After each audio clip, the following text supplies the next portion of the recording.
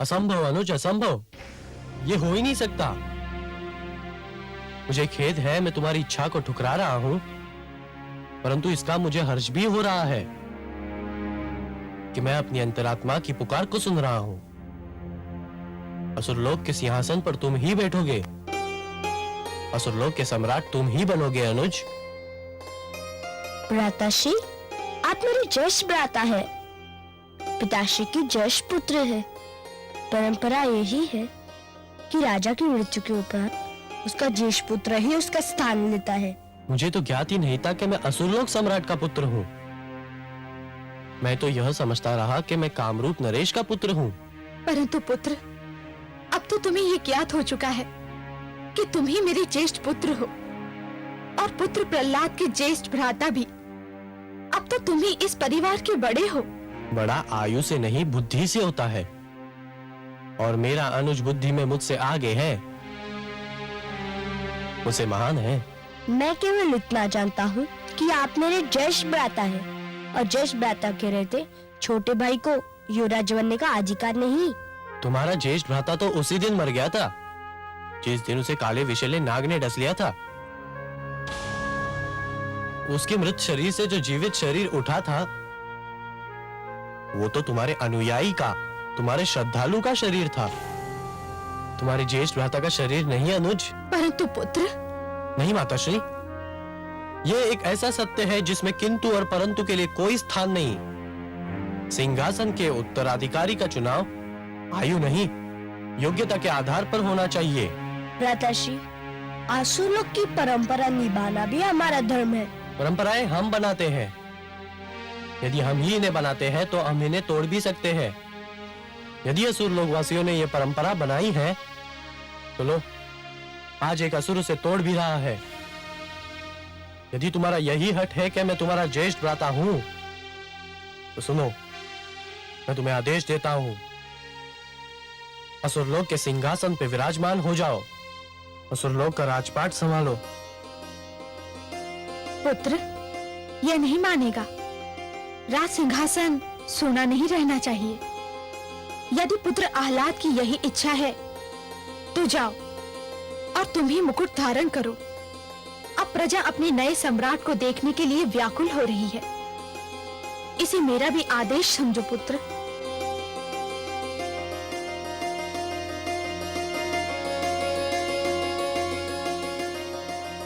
आयुष्मान भव पुत्र।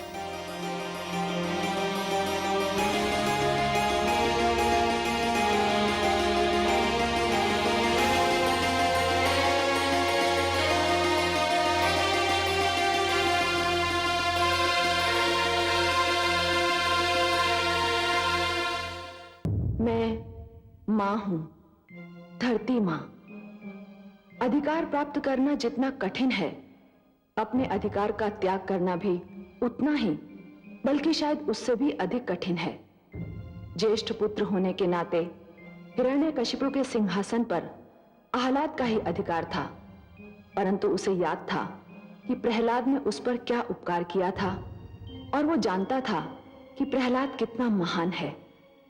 इसलिए उसने अनुरोध किया कि प्रहलाद ही असुर लोक का सम्राट बने, और प्रहलाद ने भी राजा बनते ही सिद्ध कर दिया कि आह्लाद का त्याग अनुचित नहीं था। परंतु राजा बन जाना सरल है, पर इस महान पद की मर्यादा बनाए रखना कठिन है। प्रहलाद ने कई वर्ष बड़ी योग्यता से राजधर्म निभाया, पर उसकी परीक्षा की घड़ी अभी आनी शेष थी, और वो घड़ी आ ही गई। सावधान, सावधान! असुर कुलभूषण, गयाधुनंदन, प्रजावत्सल, महान्यायवादी, करुणा मूर्ति महाराज प्रहलाद महारानी धृति समेत पधार रहे हैं।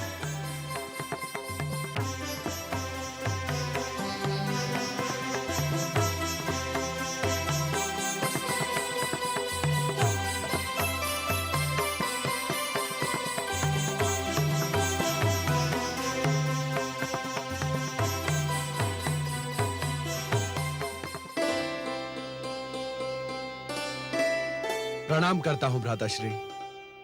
आयुष्मान भव। प्रणाम भ्राताश्री। सौभाग्यवती भव।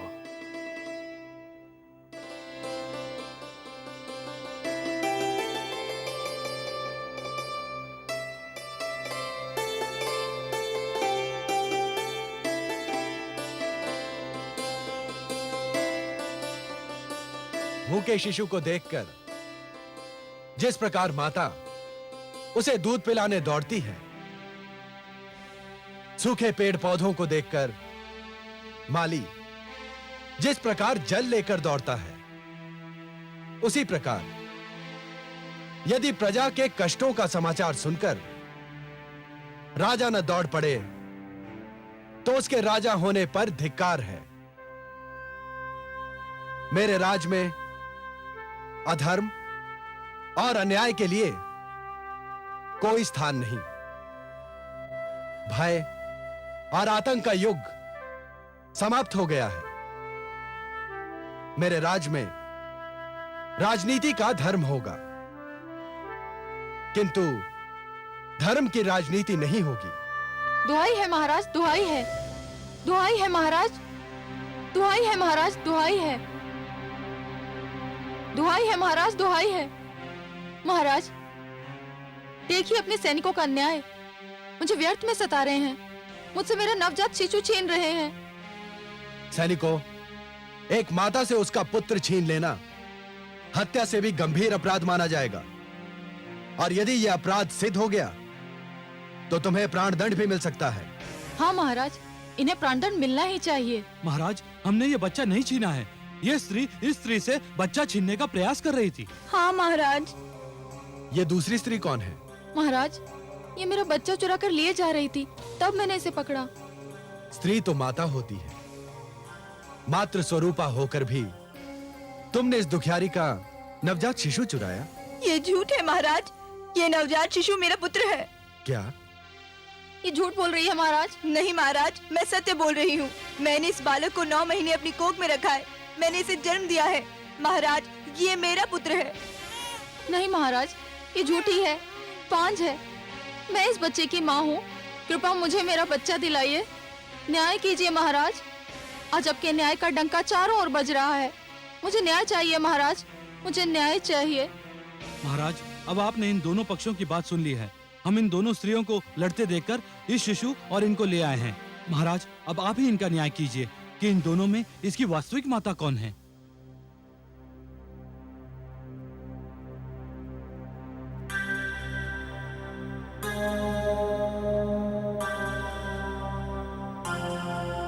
मौन क्यों धारण कर लिया महाराज?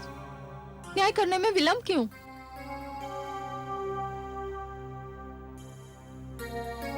न्याय होगा कल यहीं इसी सभागार में। यह शिशु अपनी वास्तविक माता की गोद में होगा। तब तक इन दोनों देवियों को महिला संरक्षण गृह में रखा जाए और इस शिशु को राजमाता कयाधु के निरीक्षण में दे दिया जाए।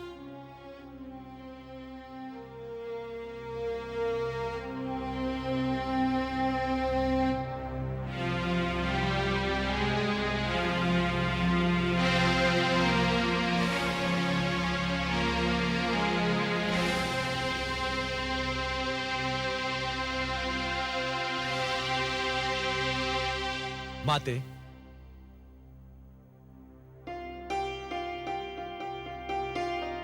प्रणाम माते। आयुष्मान भव पुत्र, अखंड सौभाग्यवती भव। बहुत उत्सुक दिखाई दे रहे हो पुत्र। हाँ माते, और यदि आप आज सभागार में होती तो आपको यह प्रश्न पूछने की आवश्यकता ही नहीं पड़ती। मैं जानबूझकर नहीं आई थी पुत्र।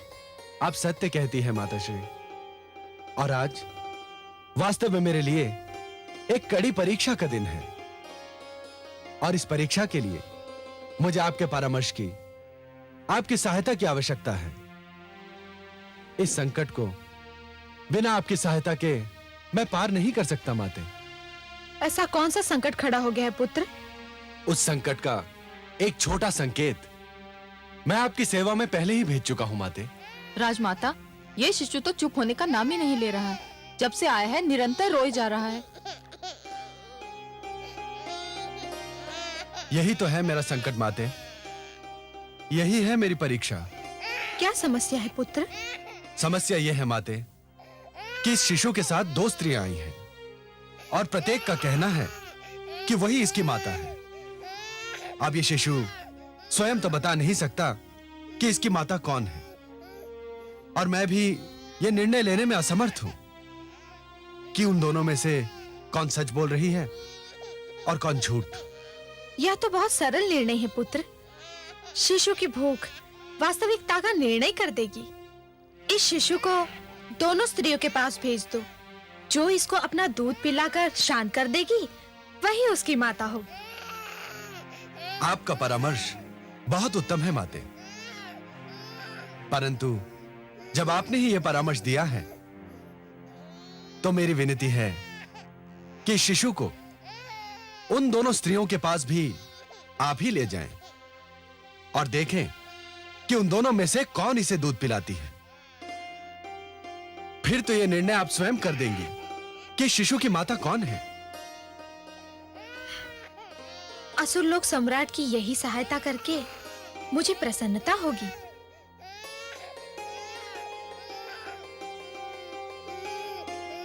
चलो अब माता इस समस्या का समाधान अवश्य कर देंगी।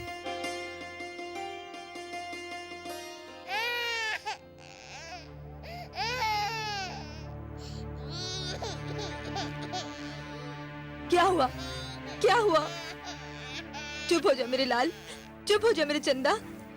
शिशु भूख से व्याकुल है। न जाने कब से उसे दूध नहीं मिला। यदि तुम इसकी माता हो तो फिर उसे दूध पिलाकर शांत करो ना। हाँ महारानी, अवश्य। मेरा लाल भूख से बिलख रहा है।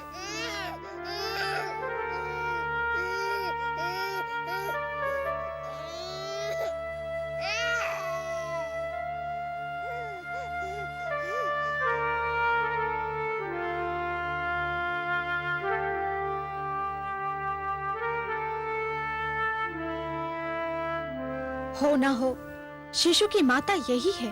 सत्य है महारानी। क्यों महारानी, ऐसा किस आधार पर कह रही हैं आप? देख नहीं रही हो भूखा शिशु कितने प्यार से इसका दूध पी रहा है। क्या यह इसका प्रमाण नहीं कि यही इसकी माता है? यह तो अन्याय है महारानी। क्यों? आपने स्वयं देखा कि बालक भूख से बिलख रहा था। यदि इस अवस्था में कोई भी स्त्री उसे दूध पिलाती तो वह पीने लगता। तुम कहना क्या चाहती हो? यही, यदि दूध पिलाना ही माता होने का प्रमाण है तो फिर मुझे भी अवसर दिया जाए। यदि यह मेरा बच्चा है तो मेरा दूध भी पी लेगा। ठीक है, तुम्हें भी अवसर दिया जाएगा। इस शिशु को इस महिला की गोद में दे दिया जाए। जो आज्ञा महारानी।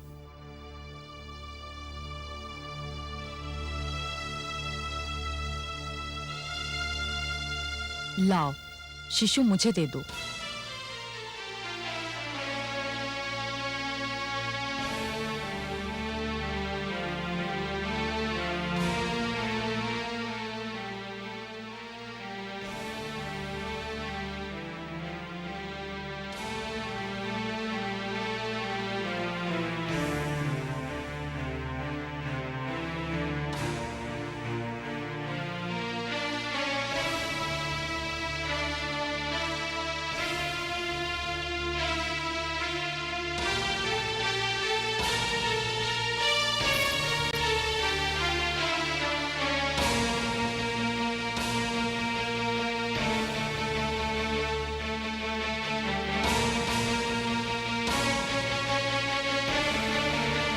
माते, क्या हुआ माते? हो गया निर्णय? किसने दूध पिलाया शिशु को? क्या आपने जान लिया कि शिशु की माता कौन है? नहीं पुत्र, मैं स्वयं दुविधा में पड़ गई। मैं समझा नहीं माते। मैं शिशु को लेकर दोनों स्त्रियों के पास पहुंची। यह देखकर मेरे आश्चर्य की सीमा न रही कि शिशु ने बारी बारी दोनों का दूध पिया। वह बहुत भूखा था। उसकी भूख तो मिट गई, परंतु मेरे लिए यह निर्णय करना कठिन हो गया कि शिशु की वास्तविक माता कौन है। शिशु को दूध पिलाने की कसौटी पर दोनों ही पूरी उतरी।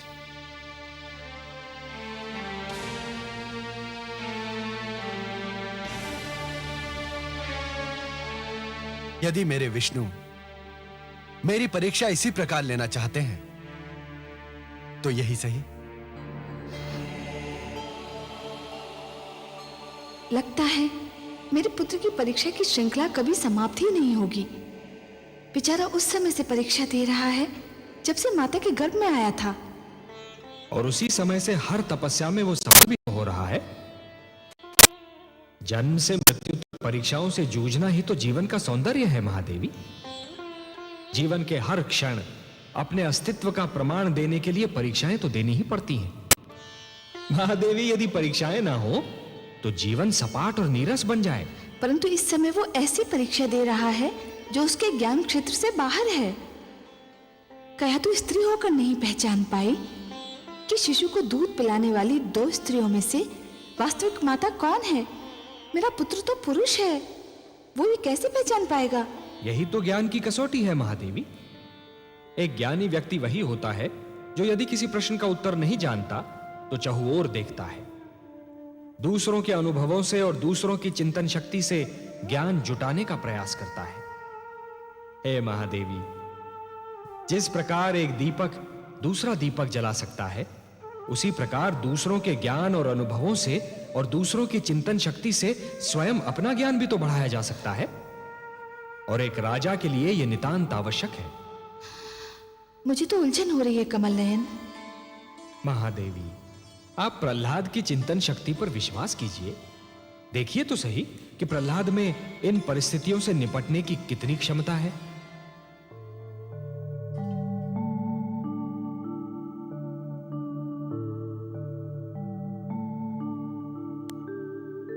तो तुम दोनों अब भी यही कहती हो कि तुम ही इस शिशु की माता हो और दूसरी झूठी है। मैं इस स्त्री के विषय में नहीं जानती, पर ये शिशु मेरा पुत्र है। ये स्त्री झूठी है। और तुम क्या कहती हो?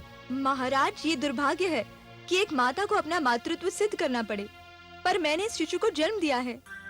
महाराज, मेरी समझ में नहीं आ रहा कि निर्णय करने में देर क्यों हो रही है। राजमाता स्वयं देख चुकी हैं कि शिशु ने मेरा दूध पिया था। अब और अधिक प्रमाण की क्या आवश्यकता है? स्त्री, शिशु ने दूध इसका भी पिया था। आप स्वयं माता है महारानी। आप तो जानती हैं कि भूख में शिशु की क्या दशा होती है। शिशु न जाने कब से भूखा था, इसलिए हम दोनों का दूध पी गया। सभी सभासद ध्यान दें। इस विवाद का अंत अब हो ही जाना चाहिए। न्याय में विलंब अन्याय होता है। इस विवाद को हर ढंग से जांचने के उपरांत मैं इस निष्कर्ष पर पहुंचा हूं कि यह निर्णय करना कठिन ही नहीं, असंभव है कि इन 2 नारियों में इस शिशु की वास्तविक माता कौन है और यह शिशु किसको दिया जाए। अब केवल एक ही उपाय रह गया है। सेनापति, आज्ञा सुलोक सम्राट। वधिक को बुलाया जाए।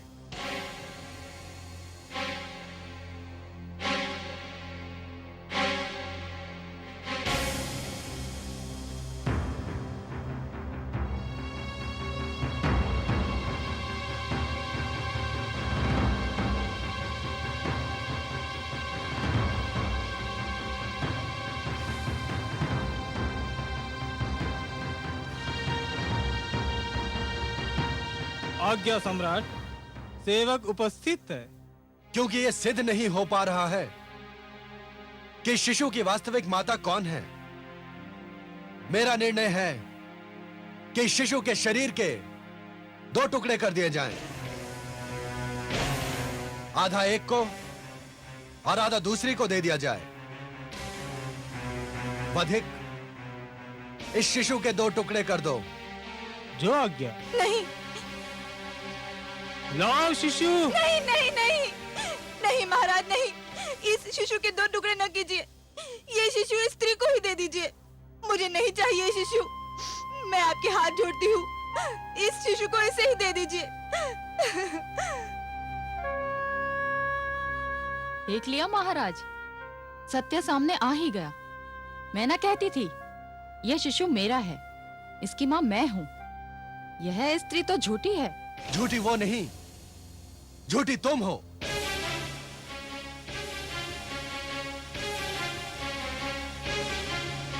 ये आप क्या कह रहे हैं? अब तो सिद्ध भी हो गया है। हाँ, सिद्ध हो गया। तुमने स्वयं सिद्ध कर दिया कि तुम इस शिशु की माता नहीं हो। तुमने इसे जन्म नहीं दिया है। संसार की कोई माता यह सहन नहीं कर सकती कि उसकी आंखों के सामने उसके शिशु के 2 टुकड़े कर दिए जाएं। यदि ऐसा हुआ तो इस संसार में प्रलय आ जाएगी। जिसने जन्म दिया हो वो तो अपने शिशु की हत्या पर धरती आकाश एक कर देगी। जब इस महिला ने रोकर कहा कि शिशु के 2 टुकड़े न किए जाएं, उसी समय सभी की अंतरात्मा पुकार उठी, मां न होती तो इस दुष्टा की भांति इस शिशु का 1 टुकड़ा लेकर संतोष कर लेती, चुप बैठ जाती।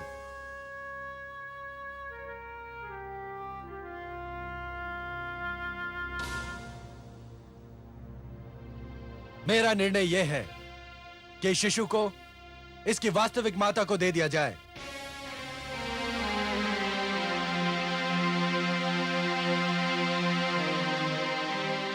और इस झूठी का सिर धड़ से अलग कर दिया जाए।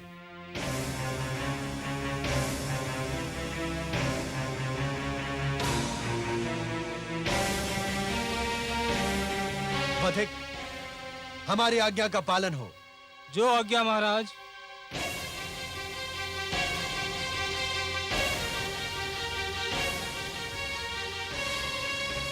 तुम्हारी कोई अंतिम इच्छा हो तो व्यक्त कर दो, पूरी की जाएगी।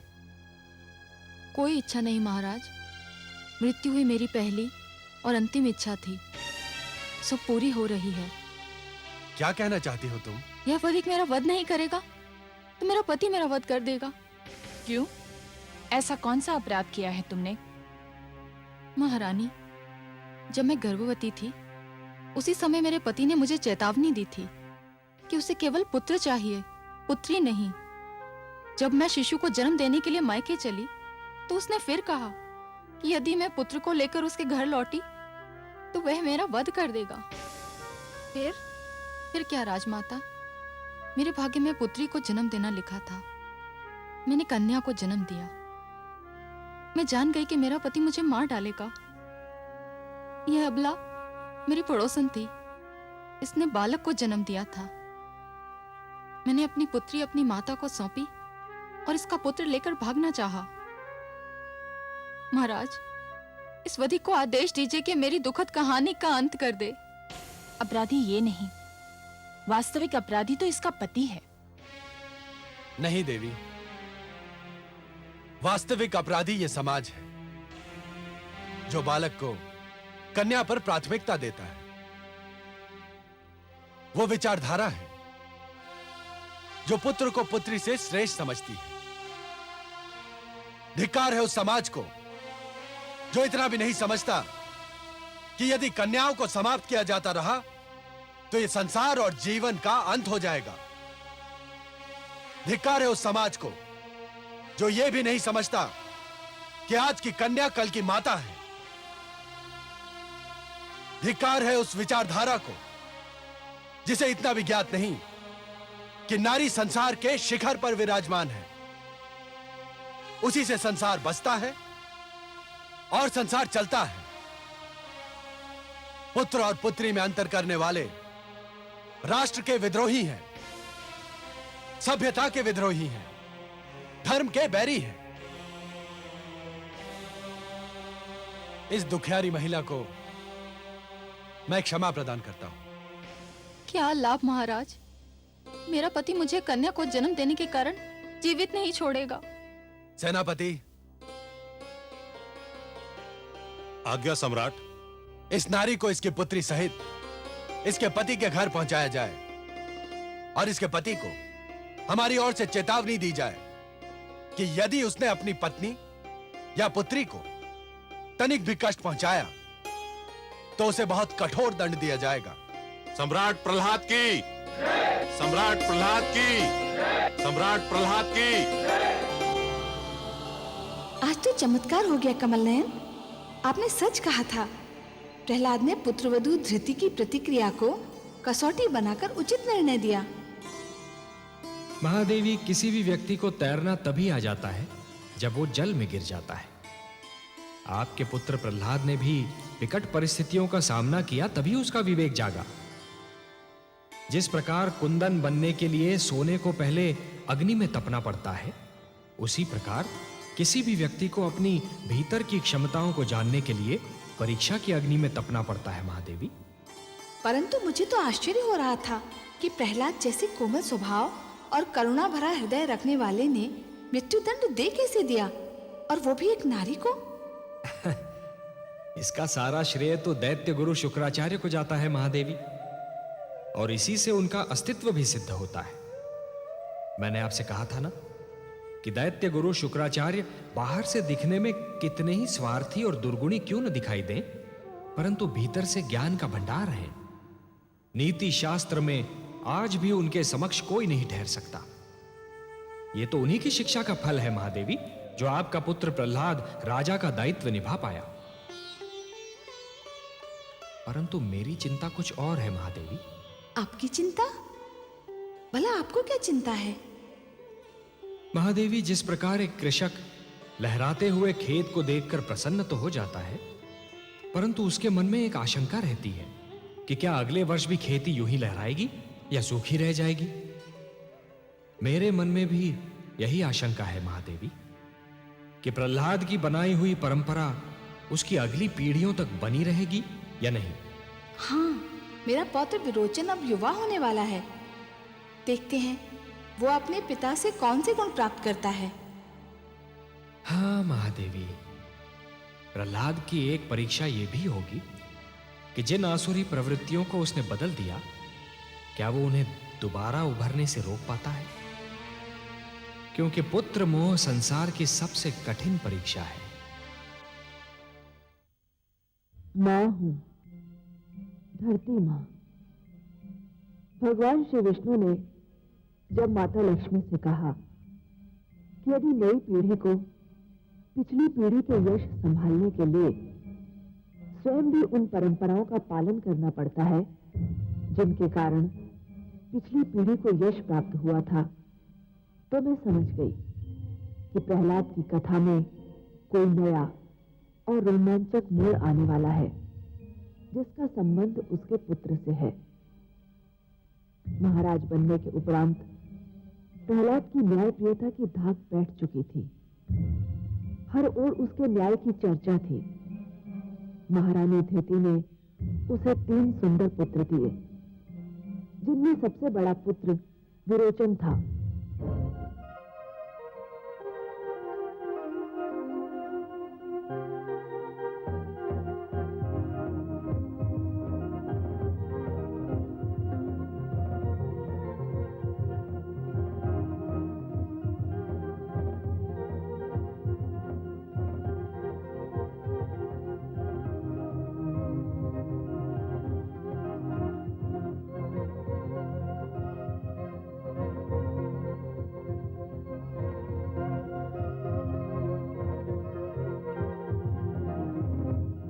पिताश्री, यशस्वी भव पुत्र।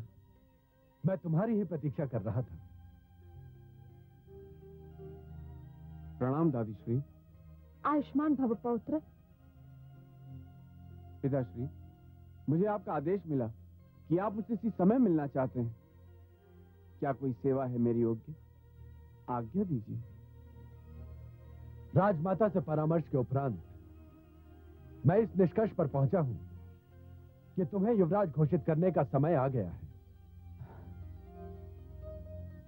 पिताश्री, ईश्वर आपको लंबी आयु दे और मेरे सिर पर आपकी छत्र छाया बनाए रखे। किंतु इतनी शीघ्रता की क्या आवश्यकता है? मैं आपका पुत्र हूं, यही मेरा सबसे बड़ा सौभाग्य है। और आप जैसा न्यायप्रिय व्यक्ति इस असुर लोक का सम्राट है, ये समस्त असुर लोक का सौभाग्य है पिताश्री। यह तुम्हारे आज्ञाकारी और विनम्र होने का प्रमाण है। किंतु जैसे राजा ईश्वर का प्रतिनिधि होता है, वैसे ही युवराज राजा का प्रतिनिधि है।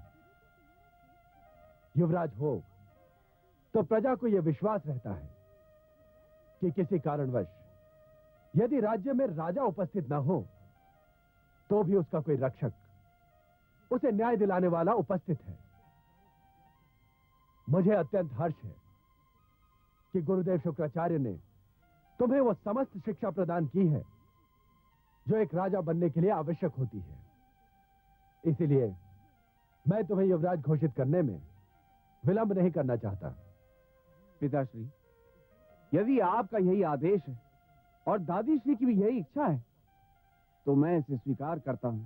चुक चुक जियो मेरे पौत्र। मैं जानती थी कि मेरा लाडला दुलारा पौत्र मेरी इच्छा का आदर करेगा। चुक चुक जियो मेरे लाल, यशस्वी भव। तो जाओ, गुरुदेव का आशीर्वाद प्राप्त कर उनसे हमारी ओर से विनती करो कि तुम्हारे युवराज होने के समारोह का शुभ मुहूर्त बता दें, ताकि इस भव्य समारोह की तैयारियां की जा सके। जो आज्ञा पिताश्री।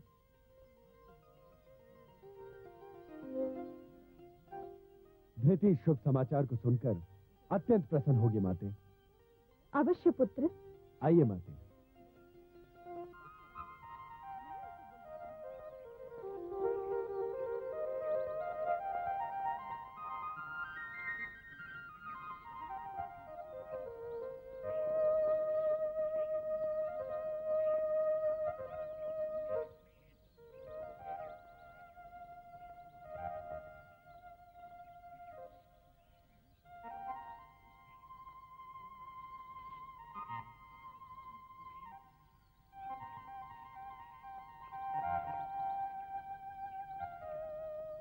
प्रणाम गुरुदेव।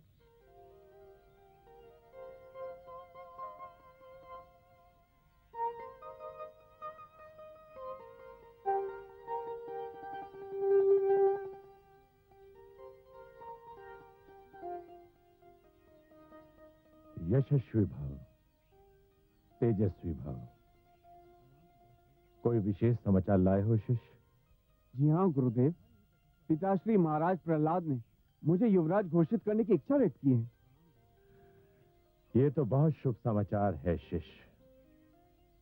अवश्य अब तुम युवराज पद ग्रहण करने के योग्य हो चुके हो। तुमने बहुत थोड़े समय में युद्ध शास्त्र और राजनीति में निपुणता प्राप्त कर ली है। ये सब आपके चरणों की देन है गुरुदेव। राजपुत्र युवराज का अंतर जानते हो शिष्य? इसका ज्ञान भी आप ही मुझे दे सकते हैं। राजपुत्र केवल राजा के अधिकारों की छत्र छाया में रहता है। युवराज के अपने अधिकार होते हैं। राजपुत्र कोई अधिकार राजा की इच्छा के बिना प्रयोग नहीं कर सकता,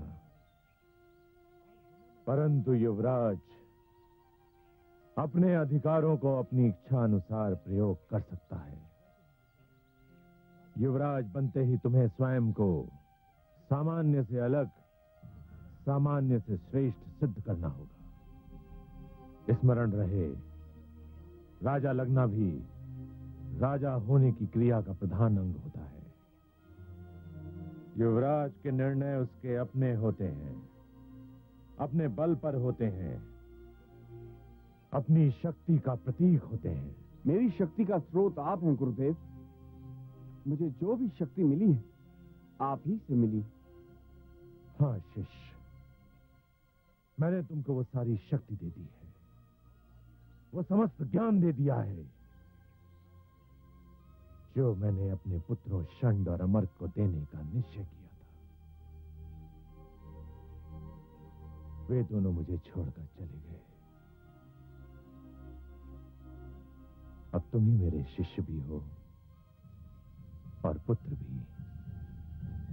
मैं आपका आभारी हूं गुरुदेव। शिष्य विरोचन, युवराज राज का स्तंभ होता है, राजा के उपरांत ही नहीं, राजा के साथ ही युवराज पर राज का बोझ होता है। मेरी इच्छा है कि जितना शीघ्र संभव हो तुम प्रहलाद के कंधों का बोझ अपने शक्तिशाली कंधों पर ले लो। जाओ, मैं शुभ मुहूर्त निकालकर स्वयं महाराज प्रहलाद के पास जाऊंगा। जो आज्ञा गुरुदेव। आयुष्मान भव।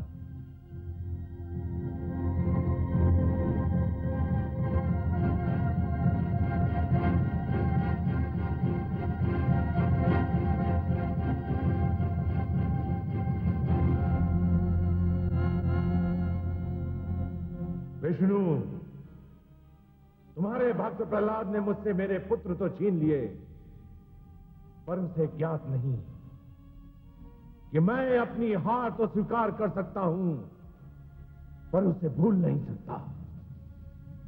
तुम देखना कि विरोचन अपने अधिकारों का प्रयोग किस प्रकार करता है।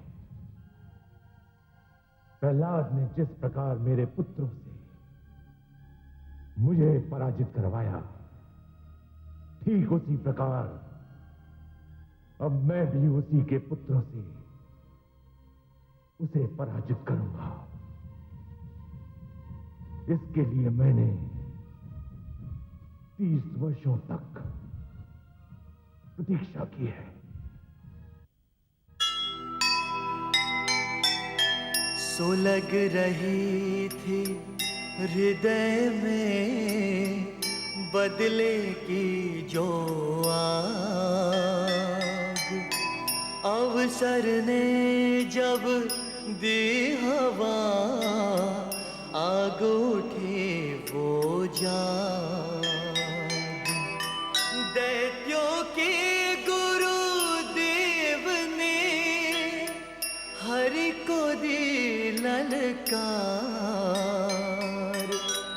बदल सकेंगे जीत में क्या वे